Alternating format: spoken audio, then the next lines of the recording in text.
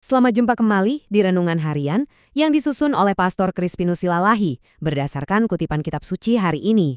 Saudara-saudari terkasih dalam Kristus, semoga Tuhan memberimu damai.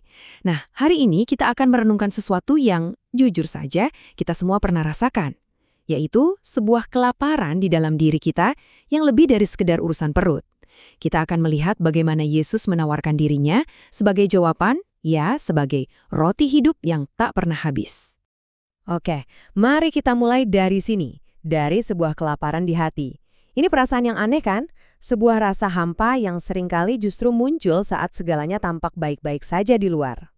Coba deh kita renungkan sejenak. Pernah nggak Anda ada di posisi itu? Mungkin pekerjaan lancar, keluarga sehat, ya semua kebutuhan kelihatannya terpenuhi. Tapi kok di dalam hati masih ada yang terasa kurang ya? Masih ada semacam kegelisahan, sebuah lapar yang bahkan kita sendiri susah menjelaskannya. Injil hari ini tuh menyentuh tepat di titik kelaparan yang misterius ini. Dan saat kita merasakan kekosongan itu, apa coba yang biasanya kita lakuin? Nah, seringnya kita malah makin sibuk, makin kencang mengejar roti duniawi, dengan pikiran bahwa kalau kita punya lebih banyak lagi, kekosongan itu pasti akan terisi. Ya kan? Kita bangun pagi, bekerja keras, banting tulang, dan semua ini tentu saja adalah tanggung jawab yang baik dan mulia. Kita mau hidup aman, kita mau keluarga kita terjamin, tapi ironisnya, kalau kita nggak hati-hati, pengejaran ini bisa membuat kita jadi persis seperti kerumunan orang dalam Injil, yang mencari Yesus ya hanya untuk dapat roti fisik lagi. Nah, ini dia perbedaan yang sangat penting. Coba lihat, di satu sisi, kerumunan orang itu mencari roti fisik. Fokus mereka ada pada pemberian Tuhan. Tapi di sisi lain, lihat apa yang Kristus tawarkan. Sesuatu yang jauh lebih dalam, dirinya sendiri, sang pemberi. Mereka ingin mujizat supaya hidup jadi gampang. Yesus ingin memberikan hidup itu sendiri. Ini adalah pergeseran fokus yang luar biasa. Dan disinilah letak tantangan besarnya bagi kita. Karena tanpa sadar, kita bisa terjebak dalam sikap yang sama. Kita datang pada Tuhan lebih sebagai seorang peminta, mendikte apa yang kita mau dan kapan kita maunya. Terus, apa yang terjadi kalau doa kita nggak dijawab sesuai keinginan kita? Hati kita bisa jadi keras, kita kecewa, dan bahkan mungkin kita mulai menjauh darinya. Tapi Yesus, dengan begitu tegas sekaligus penuh kasih, ia seperti membelokkan pandangan kita. Ia mengalihkan fokus kita dari sekedar kelaparan perut ke sebuah realitas rohani yang jauh lebih dalam dan benar-benar menghidupkan. Akulah roti hidup. Barang siapa datang kepadaku, ia tidak akan lapar lagi. Wow, inilah inti dari semuanya.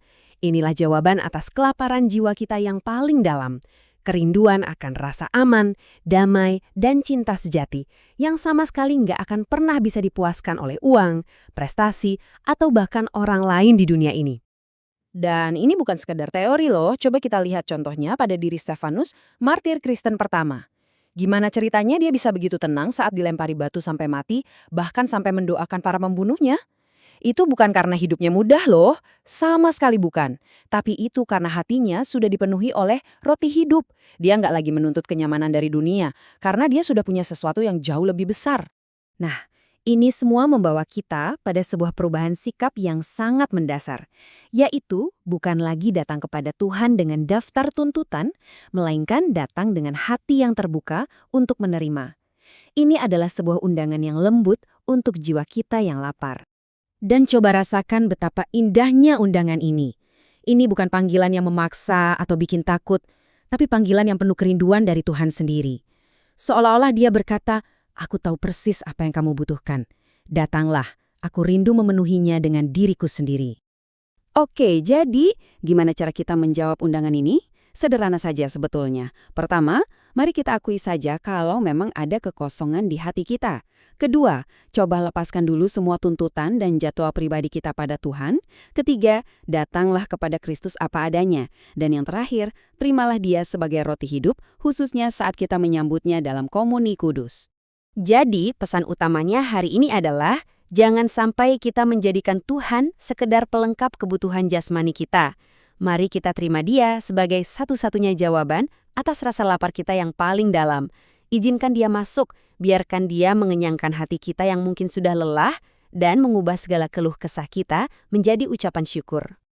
Semoga Tuhan memberi engkau damai dan kebaikan.